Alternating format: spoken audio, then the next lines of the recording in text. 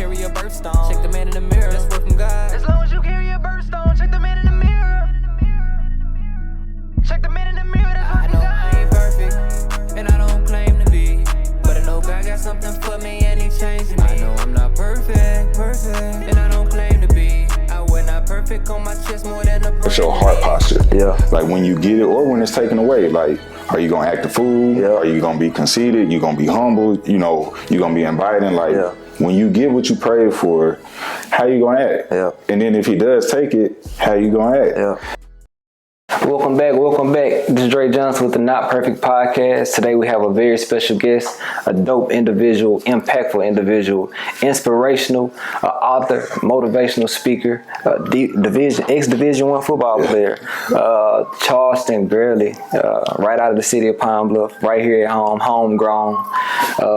Very dope individual, bro. I'm glad to have you here. Man, I'm glad that you invited me on, bro. I'm excited. You know, shout out to you. Yes, sir. Your platform, everything that you've been doing. So I'm excited to just be here. Man, your journey, bro, I've been following it for a minute. Like I said, we're supposed to had some time. We collabed. Yeah. We have a mutual individual that. Shout out to Vince. Yeah, shout out to Vince, man. He been on both of us on the stuff that we do. So, you know, it's always good to have somebody in your corner like that, you know. No, most definitely, bro. Like I said, we talk about timing. You know, I feel like right now is the perfect time. You know, like you got on your wall and everything. Like God's timing is always perfect, even if we feel like it's a little bit late or a little bit early. Right. So where we at right now, this moment is perfect. So I'm excited. Yeah, it's supposed to happen this way, bro. Exactly. So I'm excited to know a little bit more about your journey. Like I said, I've been following. I look at your podcast. When you dropped your first podcast, bro, I tuned in. Tuned into the second one. I've been on it. Hey, shout out to the podcast. We'll talk about that a little bit later, but there's love. Yeah, there's love. So, bro, I want to get into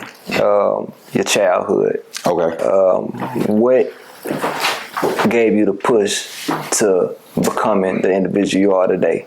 What are some some events that took place that made you want to not ground yourself this way?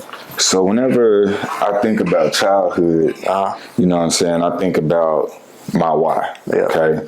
And so, man, what a lot of people don't know, some people do know, but a lot of people don't know, like I'm a twin. Mm-hmm. So I got a twin brother. So my twin, his name is Charles. Okay. My name is Charleston. Okay. You know what I'm saying? Okay. And my dad, he's over in the corner. He's Charles Sr. Okay. And so, man, when we were about 2 years old, and no shame in my story, because it's what has made me who I am, but my twin, he contracted meningitis. Okay. So at a very early age, you know, he was disabled, like fully disabled. And I remember, because I'm going to try to tell the story without getting all too lost in the sauce. Yeah, you could. But at an early age, I just kind of had this question of why, not understanding like he was my why. Right. But my question to God was just like, why? Like, why did this have to happen? Because when you think about a twin, you think about doing things together, playing ball together, like doing all these different things together. And that wasn't the case. And so I knew at some point I felt like I wanted to live two lives. Yeah. You know, I wanted to live a life for him and for yourself. And for myself. Right. And so at an early age, like that was my why. That's what lit a fire under me. And it was so crazy because in Pine Bluff, you know, there's not a lot of resources as far as like for people with disabilities. So my brother, he went to school with me. We went to Dollaway. And so he was in like the resource classes. Uh-huh. And so when you little kids, they don't know no better. They don't know the difference. And so I always felt myself like trying to defend not only him, but his classmates and everything like that. And that just kind of built the passion for me, just for people who don't look like you, people who don't have the same skill sets, all those different things. So I would say just at an early age, like that's how my why started to come into existence. Now, at that time, I didn't know that was my full why. Yeah. It came a little bit later, but that's how it initially started. Man, bro, that's powerful. You said that your brother contracted meningitis, right? Mm-hmm. A story of mine. I'm not gonna get into mine because we on you, right? But I was about 13 and woke up real bad headache. Bro, couldn't function. Feeling, nauseous, head, face, and everything swelling up. Went to the hospital and they said I had meningitis, bro. That's crazy. And my doctor at the time, said, no, we need to isolate him, get him some help right now. So, you know, they did everything that they were supposed to do. By the grace of God, bro. That's the only reason, you know, that I'm able to be here today. Wow. During that time, my sister and my bro, he came to the hospital to check on me. But my sister, she always told me from that day forward that you have a voice. She said, don't drop your mic. And from that point, bro, I knew that the enemy was trying to stop something great. Yeah. And it's been a journey, you know what I'm saying? But I'm grateful that I was able to come out of that, bro, because that's a lot of people, like, you know what I'm saying? Unfortunately, your brother, the twin, he wasn't able to come out of it that way, you know what I'm saying? But the grace of God.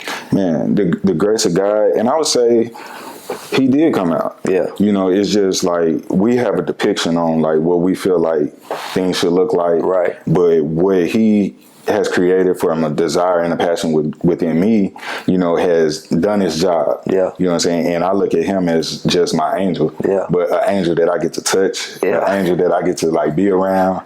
And so you just never really know like how God's plans like ultimately like work out for the fulfillment of his will. Right. And so it's, again, like we keep saying, like it's a journey. It's a journey, bro. It's a journey. And it's all a part of God's purpose and plan for us. And that's what we got to stick to.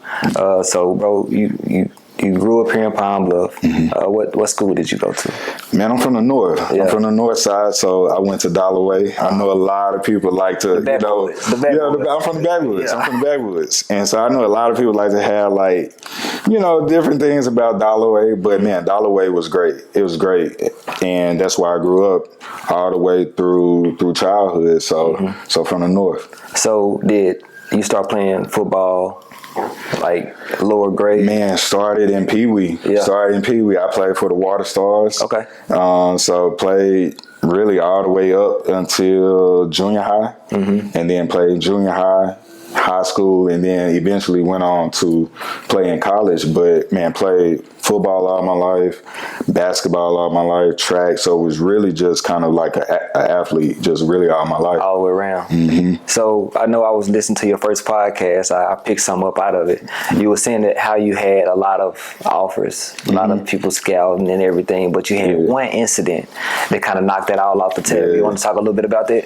Yeah, I do. And I'm going to actually go back a little further, man. So, you know, growing up in Pine Bluff, at different times you have the sports world, and then you have like, you know, gang activity and different things like that. And so growing up, I felt like I was in a place where like I was seeking respect. Yeah. And so what really pushed me, and I thank him to this day, rest in peace, but what really pushed me into sports was that I think it was like in junior high.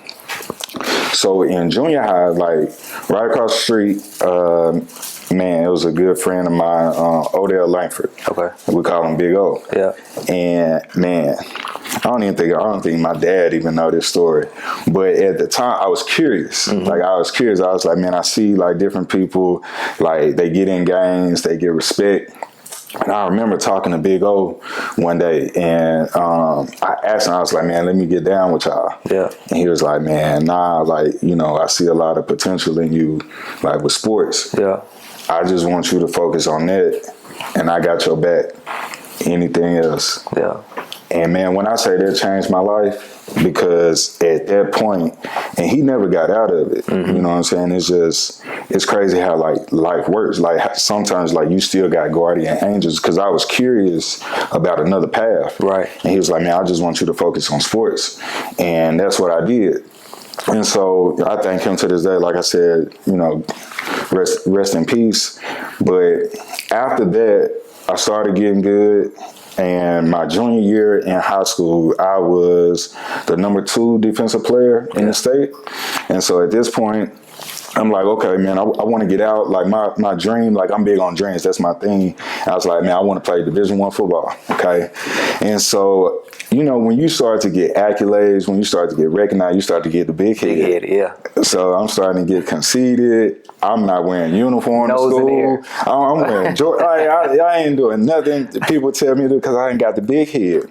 And so I started getting looks from Tulsa, ULM, which is Louisiana Monroe, Division I schools. And so I'm going into my senior season, and it's the third game of the season. We're playing Dumas, Dumas 4A. So we go down to Dumas, and this guy, man, me and him had beef like throughout our career, and he pushed me in the back, middle of the game, and I ended up just losing control. I couldn't control my emotions. Yeah. And got into an altercation with him. I got suspended for that game, and then I got suspended for the next 3 games. So right there in that moment, the dream that I thought that I had, it just completely went out the window. Like all the schools that was looking at me, like I stopped hearing from them. Yeah. And so that's really how I say that my dream in becoming a Division I football player really started from like an ill-advised decision that I made. Right. You know what I'm saying? And so that was one thing that I learned at an early age, just being able to take accountability like for your own actions. So if you could do a quick quote on that situation to a youngster or even an older individual that's having trouble with anger that but want to do something with themselves, what would you tell them? Like, what's a quick quote that they could probably hold on to? I would probably say, you control your destiny, and even if you think you win, you lost. There's so many people. I was talking to a group of young boys the other day, and they asked me, they was like, did you win the fight? And I said, I won, but I lost. Yeah. You know what I'm saying? Like, yeah, okay, I won in this little scuffle. Yeah. But ultimately, I lost the bigger picture that could have happened at that time. And so, man, sometimes we're short-sighted. Yeah. We're short-sighted, like right there in this moment, oh, I won this fight.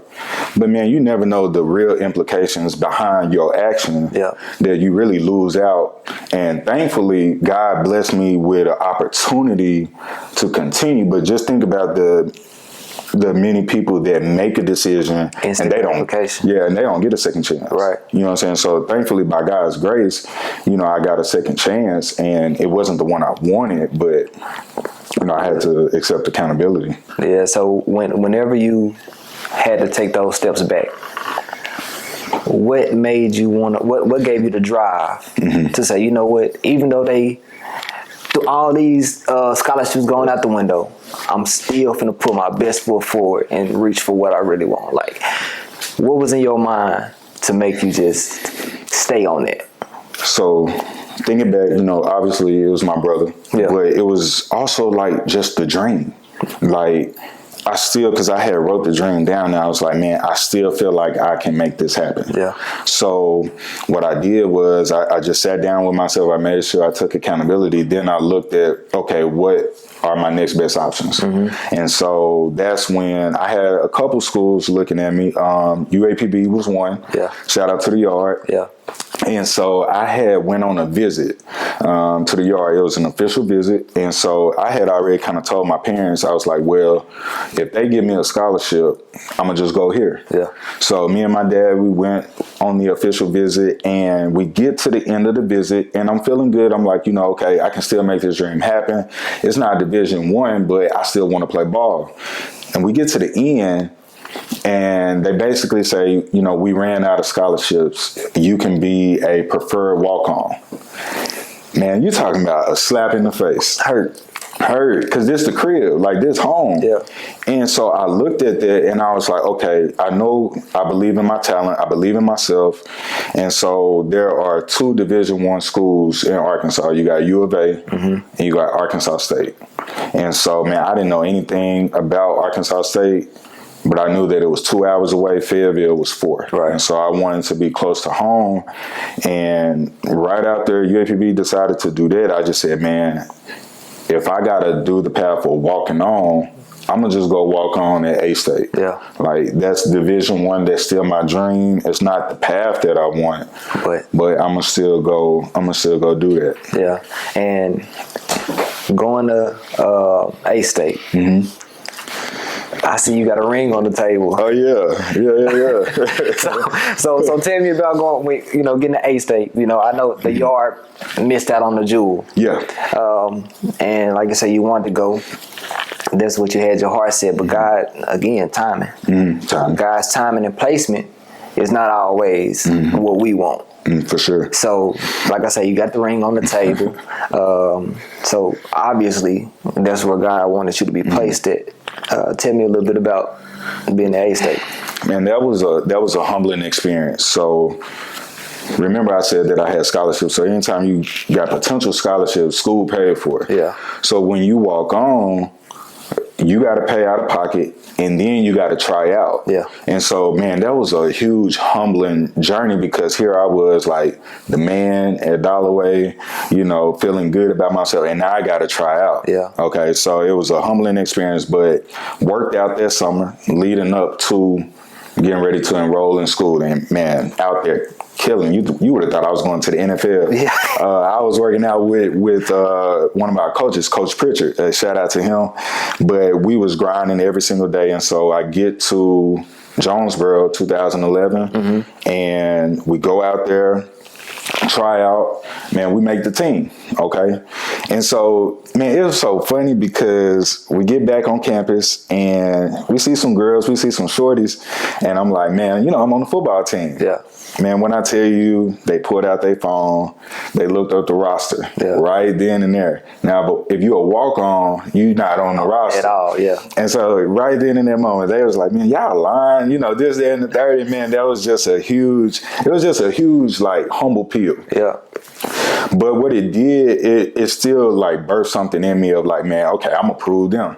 Leaving Pine Bluff, I got to make sure that I don't go back. Right. So it was just all of this, like, proving to myself, proving to other people that I made the right decision. And it can happen. Yeah. So 2011, I redshirt. Okay.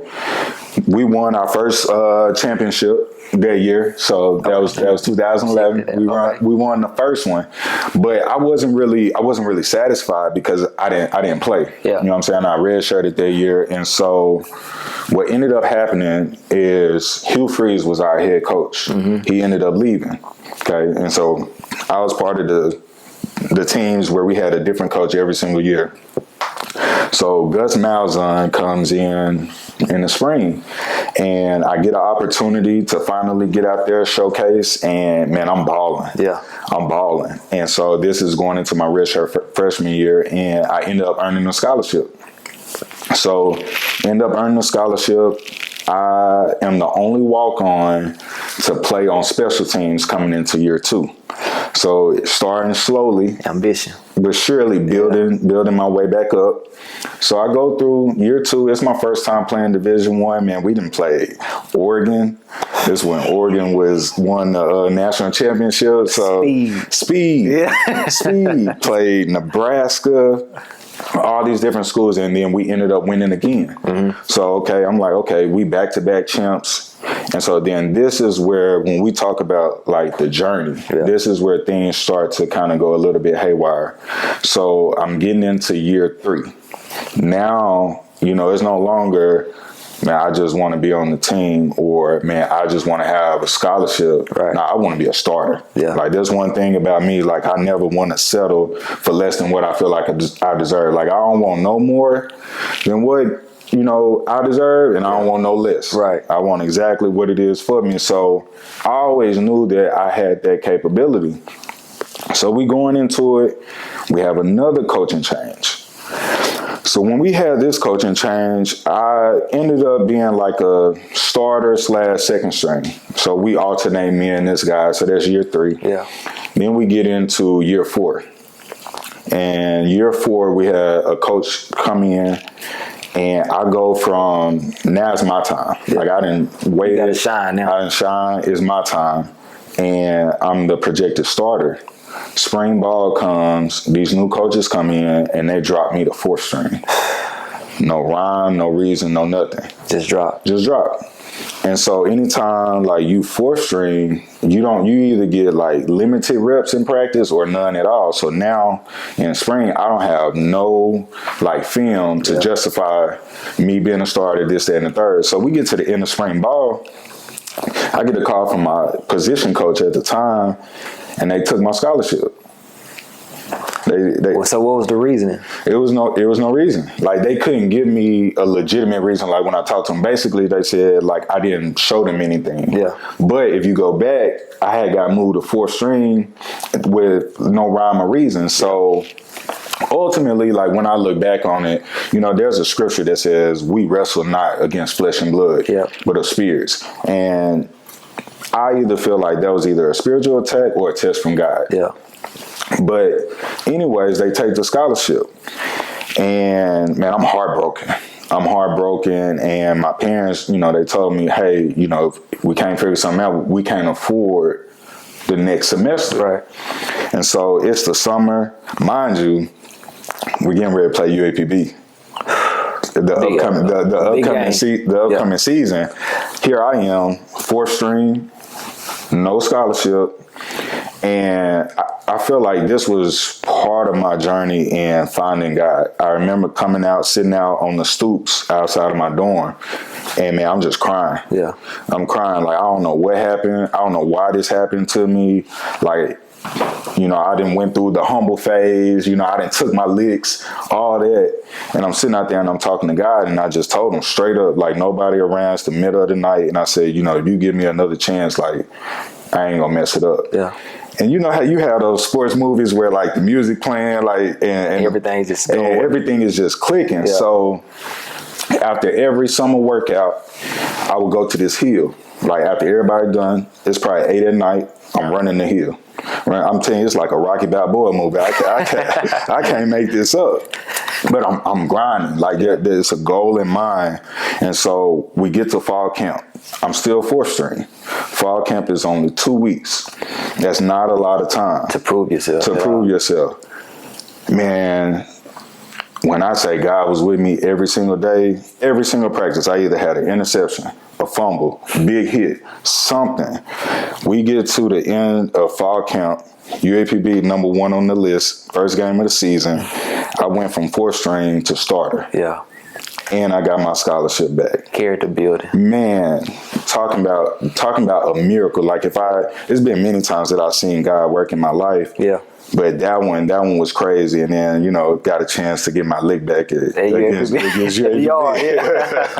Show them what they missed out on. It all came full circle. Yeah, bro. All came full circle. And one thing about what you just said, bro, God will take you through some stuff to build your character too. Mm-hmm. Because a lot of things that we say that we need or we want, how we want, like we said earlier, is not what God wanted to happen. Or a lot of times we don't have the mind that we think we have, because like you said, once you got there, it was more so about, hey, the chicks, let me see what's going on. You know what I'm saying? Let me prove them wrong. Mm-hmm. But God put stuff in a way to make us prove it to him.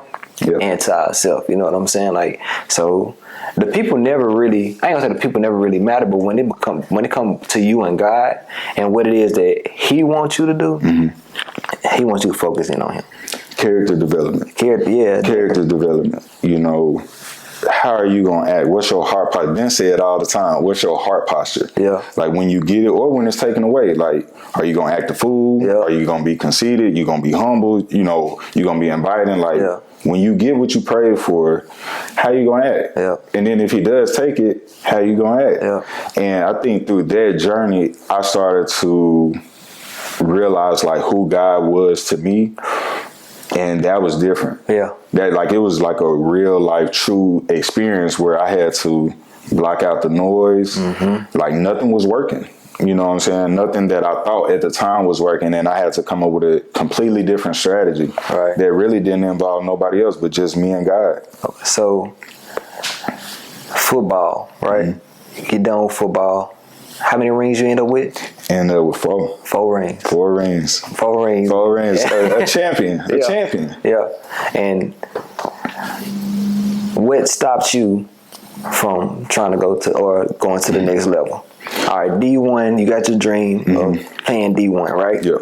You get out, you get the 4 rings, you busting your butt in practice, you going hard for what it is that you want. Yeah.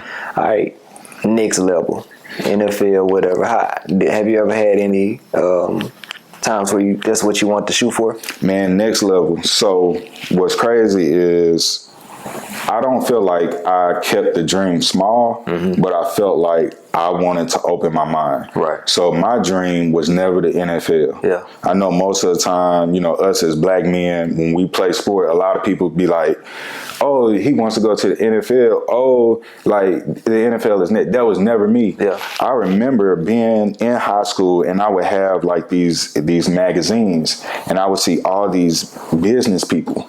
They would be dressed in like 3-piece suits. And in my head, I was like, man, I want to be that one day. Yeah. Yes, I want to, play Division I. And to be honest, what's crazy is you never realize how other people may affect your dream. Yeah. This is probably my dad's first time hearing me say this, but I wanted to complete that dream college for him. Yeah. Like it was partly for me, but I wanted to play college ball for him as well. Right. Because my dad was like really good in high school and everything like that. So I wanted to like play at the next level for him. Yeah. But when I thought about the NFL, that wasn't really necessary. Okay, I wanted to be a businessman. And so a couple things didn't go in my favor my senior year. I ended up tearing my ACL next to the last game. And so, I played senior night with a torn ACL. That was crazy. Man, tough. You're a tough cookie if you can do that. That was crazy. But after that, I was at peace. Yeah. I was at peace because I had completed what I said that I wanted to do. Yeah. Like I was a man of my word. God blessed me to do what it was that I set out. And so at that point, I started to think about like what was next. Yeah. So what was next? Man. Accounting. Okay. Accounting was next. So when I first got to Arkansas State my freshman year, I was just like any other typical job. My major at the time was sports administration. The only reason I chose that major was because it said sports. Right. I didn't know what it was about. I really didn't know what I wanted to do. Yeah. And thankfully, I had a freshman teacher, and he said, look up the career for the major that you chose. So I looked it up and it was like maybe 20,000. And I was like, man, nah, I can't do that. So I knew I was good in math. So I looked up Forbes top 10 careers. It said accounting. So I'm like, okay, I'm gonna switch my major to accounting. I think it was saying like, 60, 70,000 at the time. So I get into my accounting career and man, when I say I started to go, it was probably the hardest thing I had ever did. But I started to realize like people were dropping out. Like people were going their accounting program and they were going finance. And same thing with the scholarship. Like once I start something, I just felt like I couldn't let go of it. Yeah. And so the goal was to just, get my accounting degree. And what's crazy is that I was the only African American to graduate with my accounting degree for the class of 2015. And that's big. That's huge. Yeah. That's huge. And I'm talking about, man, F's on the exams. And I ain't never really make no F's, but just, really the journey. And so, my initial goal was to get my accounting degree, which I did. And then I went to get my master's. And the reason I went to get my master's in business administration, because I wanted to, like when you get your accounting degree, you can sit for the CPA exam. At the time, I thought I wanted to be a CPA.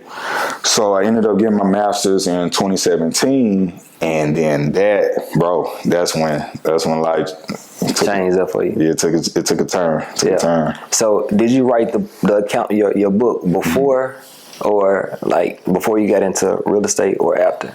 So I wrote the book, The Black Accountant, before I got into real estate. Okay. And we can jump into it. So it's The Black Accountant, and man, how this came into existence. So in that book, I know you said this about your journey, the journey, the ups, the downs. Yeah. What portion or what piece out of that book do you hold closest to you?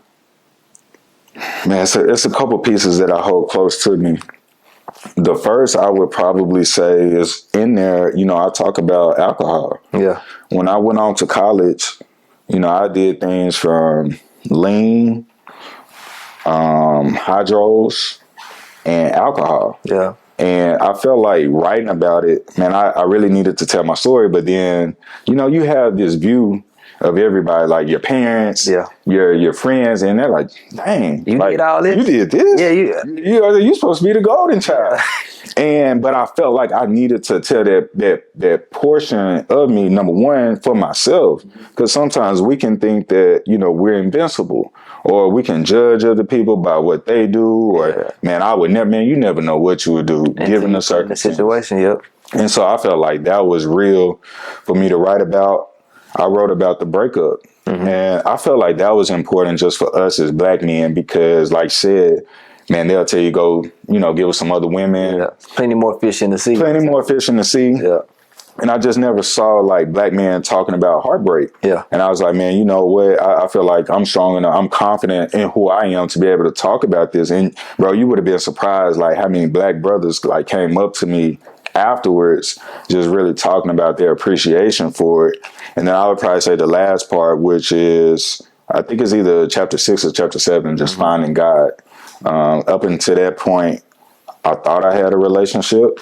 You know, you raised up, you go to church every single day, and you think that you got a relationship. And it isn't until, man, you hit rock bottom. Yeah. And you really find God for yourself. And I want to get into that too in just a second. But your real estate, how did you find yourself into real estate? So how I found myself in the real estate, man, it was crazy. So when I was working at that job that I took, I was like, man, okay, God, this isn't the job that I wanted. And I remember, bro, I wanted to move to New York. Like I had get away. Get away. Man, it was the big city. I wanted to be in and out doing my thing. Yeah. And God was like, no. And so one day I had a mentor, his name Jabari McClennan. He had reached out to me and he was like, do you want to make an extra $2,000? At this time, I'm paycheck to paycheck. So I'm like, who don't want to make it? What I got to do? Exactly. That's what I asked. I was like, what I got to do? And he was like, man, what you think about real estate? And I was like, man, nah. Like, I ain't trying to be, you know, dealing with toilets, people complaining, all of that. And so originally I turned it down. And I remember sitting one day and I was like, man, you know, I actually could use a little bit more bread. So I hit him up and I said, you know, what I got to do? And he said, you know, I want you to read this book. So I read Rich Dad, Poor Dad. And I would say that was another thing that opened my world reading, bro. Yeah. Like up until that point, man, I wasn't reading nothing. So I read that book and then I probably read 15, 20 more books. And so I told him, I said, okay, you know, I want to get into this. And so I would ride around with him, just asking questions. I would take a notebook, writing everything down. And so then 2020, COVID happened. World stopped. I got $3,000 in my bank account and I met this guy. He became my agent and he was like, I got this house.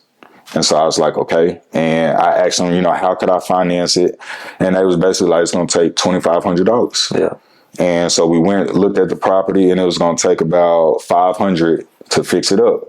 This my whole $3,000 right here. Yeah. But I looked at it and I was like, man, I have no kids. You know, I'm not married. At some point, I got to go from good to great. I got to jump off the porch. Yeah. And I remember I called my mom and I was like, should I do this?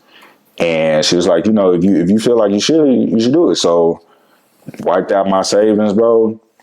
Crazy is probably one of the craziest things I ever did.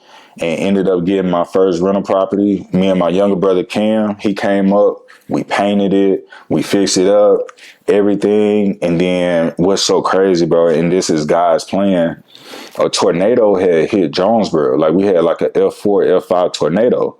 And so a lady had got displaced from her home. She ended up becoming my first tenant. Dang, bro. My first tenant. And so I rented it out to her, and then it really started to just change because Jonesboro is primarily like a white city, Caucasian. Yeah. And I was like, man, I really want to be a black landlord because I feel like I understand like where people that look like me, what they may be dealing with, what they may be experiencing. So I want to be a landlord in that capacity. Yeah. And that's really how my my real estate journey started. So the highs and lows. Tell me a little bit about the highs and lows, bro.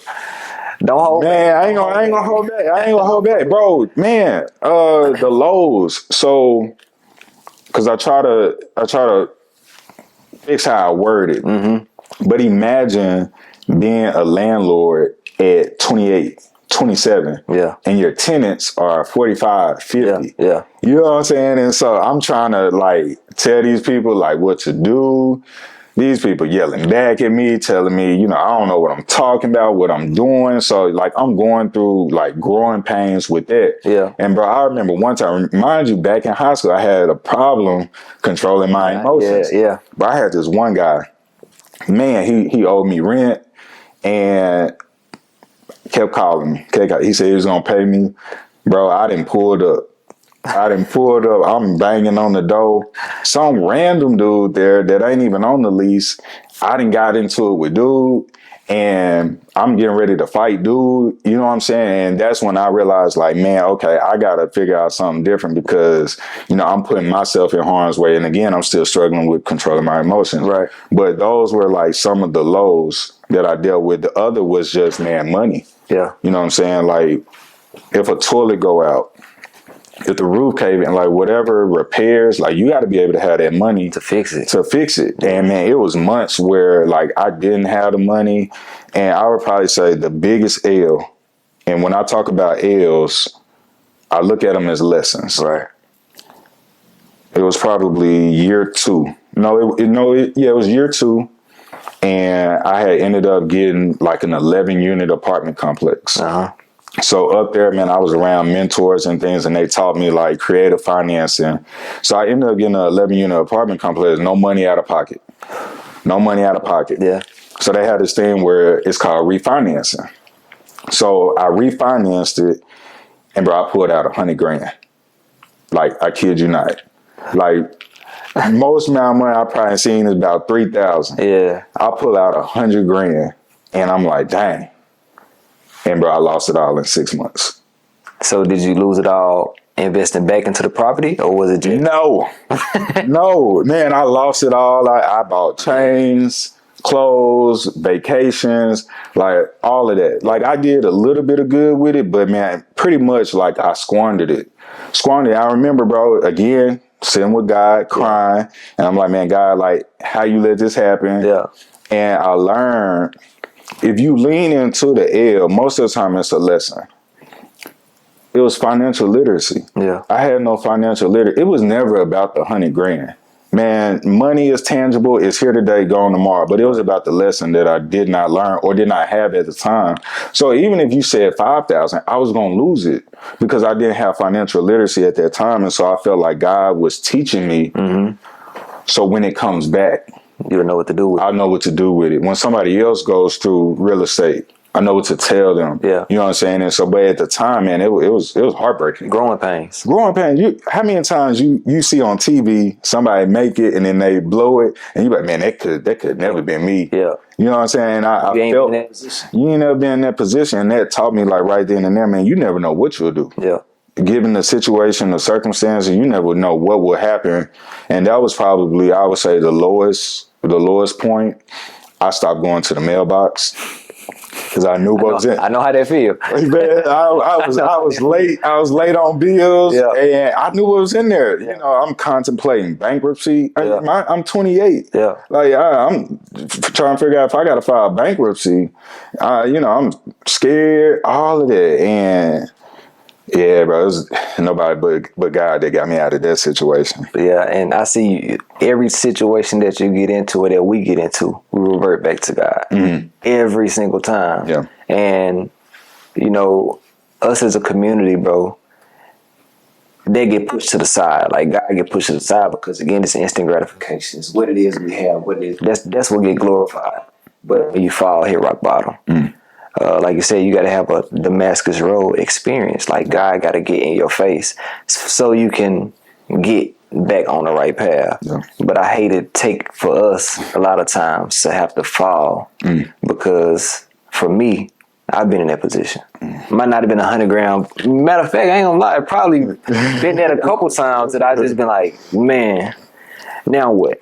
Yeah. Now what am I gonna do? Mm-hmm. And I was just telling my brother the other day, if I knew then what I know now, it's a lot of stuff I would have did different, bro. Yeah. Money was coming in so good at one point, you know what I'm saying? Like you said, even during COVID didn't affect me. No, I was able to get out here and go grind and figure it out, you know what I'm saying? But what I did during that time was nonsense when I look back at it now. But it was a learning lesson. You know what I'm saying? And, you know, like I say, you spoke on every time someone on you get back to God. Tell me about you finding God. Matter of fact, before we get into that, this book, I see you holding on to this book pretty tight.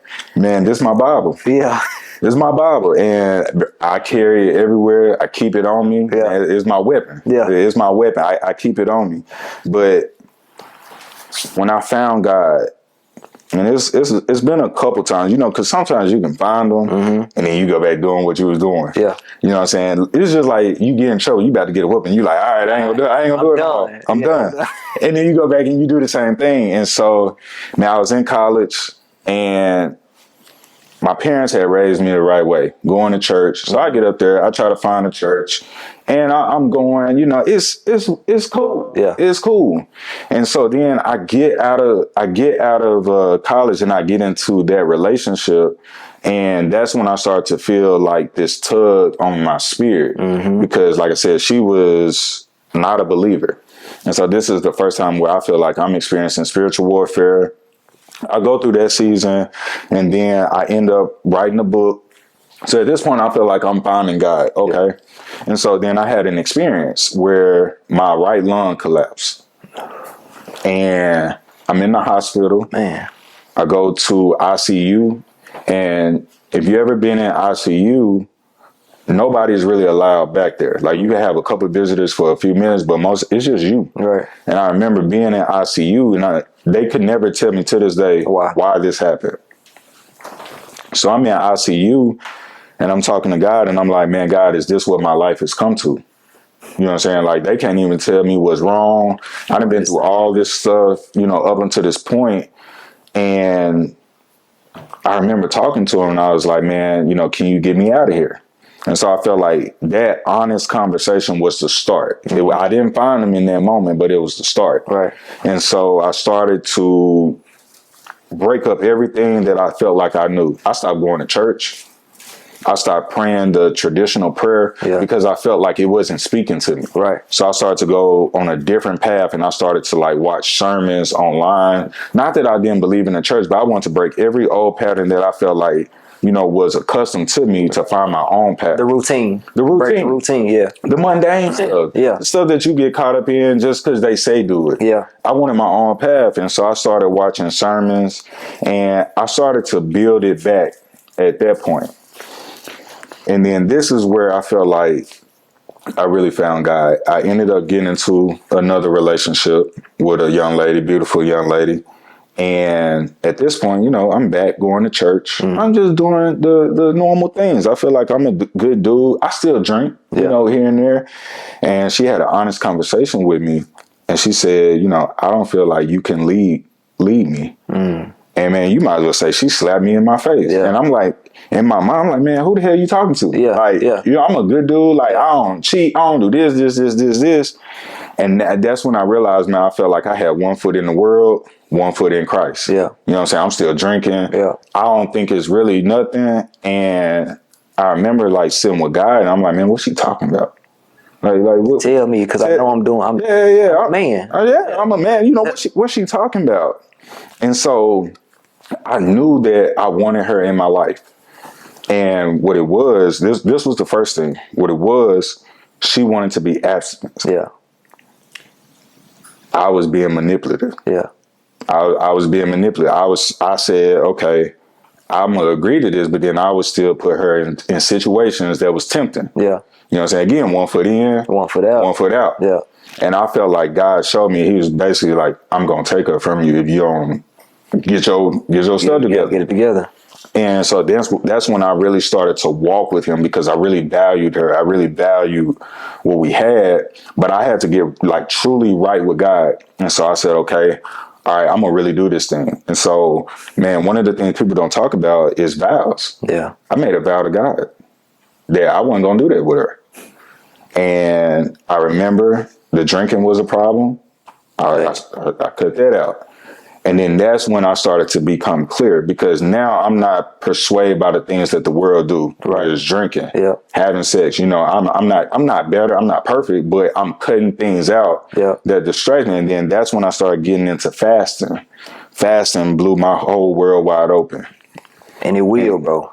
And from there, that's when I started to really find God for myself. I started to hear him. Yeah. I started to understand like how to experience him, understand his voice versus the enemy's versus my own thoughts, and fasting and praying, crying out, you know, doing all these different things. Cutting out the noise, you know, cutting out what society says like you should do. Right. And really finding and blazing my own path. That's when I really started to develop like a true, authentic relationship with God. Man, bro. And listen, I'm with you. Like the drinking, bro, I talked about it in the last episode, bro. I had a spot where it was a lowest of the lowest, bro. I felt that I was at drinking heavy. And I felt like that was fixing me. You know what I'm saying? I knew it wasn't fixing me. Like I knew this, but at the time I felt like it was it was fixing my problem at the time. And I just kept slipping more and more deeper and deeper into the deep end. And I had to realize that, nah, like you wasn't doing this at first. Like what make you think that you should start doing this now? You was one to tell people, like, you don't have to numb your problems with a substance or with alcohol. I'm telling people, you know what I'm saying? Like, what you preach. You know what I'm saying? I'm motivating, I'm talking to people, posting Facebook statuses, you know what I'm saying? The going viral, like good status is a good word, but when I finish posting the post, I'm going to pull me a shot. And bro, God set my butt down. I went on a hiatus, went quiet, went mute, wasn't posting, nothing at all. You know what I'm saying? Just went behind the mountain, bro. Went behind the mountain and had to get face to face with God. Like, hey, I'm here. I need you. Because I'm obviously not who I thought I was. And my biggest fear, bro, ever since I was a kid, was losing myself. Like, I always feel like I had a strong mind. Anything that I start doing, I can stop doing because of my mind. People, let me find a words to say. When people become addicts, it comes from the mind, right? The need, to feel like you gotta have it, the want. Even when you're dealing with people, like you said, like being manipulative. It's all in the mind. Like the drugs will have you to manipulate your own self to make you feel like that you need it. And I started to tell God, like, you told me, that I wouldn't. You told me and showed me what it is that I'll be doing. Like you said earlier, like the journey, bro. Like God will have you show you a little piece. But like you said, 2 + 2 is 4. But 1 + 3 is 4 too. 4 as well. So whenever I started going through that stuff, I had to get back. I had to get back in God's face. Like I said, go behind the mountain and hear God, bro. Fast. Cut out everything. I wanted to drink. So bad. And I didn't ever feel like I was an alcoholic or nothing. But I felt like I had to have a drink when I got tensed. I felt like I had to have a drink whenever I get frustrated. And that slowed me from hearing God, bro. That slowed me down. You have to be clear. You have to have clarity. You have to be in a quiet place. You have to, and God can come. And I'm kind of going around, but God can come to anybody at any time. So I'm not negating the fact that somebody may be drinking or smoking and not hearing God, because it can happen. God can come to you stone rolling up a joint. You know what I'm saying? He can come to you right then. But for me, I knew better. And when you know better, you're supposed to do better. But that's not what I did. So to go back to what you were saying, you know, you found something, a person. God put a person in your life to make you see who you really were. Yeah. Like he put you in the mirror through her. Bro, most definitely. You know what I'm saying? And we'll have situations, like I said, the situation I had threw me way off, but I had to get back. I had to find a way back, bro. So I commend you on staying strong. No, I know, because it's a journey. You know what I'm saying? It's definitely a journey. And what I want to know from you, what's your next? My next. So after going through, because we talked about it, football, real estate, the book. In me finding God, I have started to find my purpose. And my purpose is my voice. That's my gift. Right. And so we were talking about it earlier, but I've been in motivational speaking for about 5 years now. And it started about me just talking about my book, talking about my story. So when we talk about like what's next, I feel like God is wanting me to use my gift, my voice, to inspire other people, motivate other people. And so that's really what I've been doing, slowly building it up maybe the last 5 years, but really allowing God to use the gift that he gave me to inspire and motivate his people. And so motivational speaking, that's what's next. Yeah, and I'm with you on that. Like I'm gonna be following. If I can help, assist, be a hand, whatever it is, bro. Like I'm, because I see it on you, and I see the character that you have in doing it. And it's not a fake. You know what I'm saying? It's not a phony. It's not you professing something but going back and doing something else. You know what I'm saying? You carry the energy, bro. And that's pure. It's pure. It's pure and it's rare. Bro. I appreciate that. So, I appreciate that. Before we close out, bro, is there anything that you want to tell somebody that's watching? Anybody you want to, shout out or whatever? Man, I would say, my message and why I wanted to come on here, and we talked about it yesterday. We said that we was going to let the spirit dictate. Right. You know what I'm saying? And so for those that are watching, my motto is keep dreaming. And I want people that are listening, people that are viewing, to understand, like, your dreams can come true. Dre's dream is coming true. My dreams are coming true. So you're never too far away. You're never, like, based on where you grew up. You don't have to be a product of your environment. Right. You can go out and create whatever it is, new environment that you feel. But it's a scripture that I truly, truly believe in. And it's Psalm 37, verse 4. Yeah. Delight yourself in the Lord, and he will give you the desires of your heart. Now, he's not finna give you no Rolls Royce and, all this. But if you really spend time with God and really understand, like, his will for your life, he already know ultimately what your heart wants, whether it's a family, whether it's, financial security. And so he'll then place you on that path. And so, like, my message is make sure you put God first. And it's kind of a cliche when people say that. But what I mean by putting God first is you got to cancel out all the noise. You got to figure out how to fast. Yeah. You got to figure out how to pray that speaks to you and God and you in your own relationship, and start there. Start there. It's not a race. It's a crawl sometimes. Yeah. But know that if you stick with it, you be consistent, eventually you'll get on the path that God wants you on. And what I always say is that if you know your why, God will lead you to your purpose, and then he'll portray the vision. Yeah.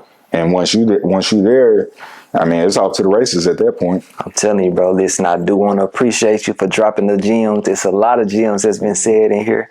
Hopefully somebody that's watching share this to somebody else, and then they share it to somebody else so they can catch the gems that y'all caught today.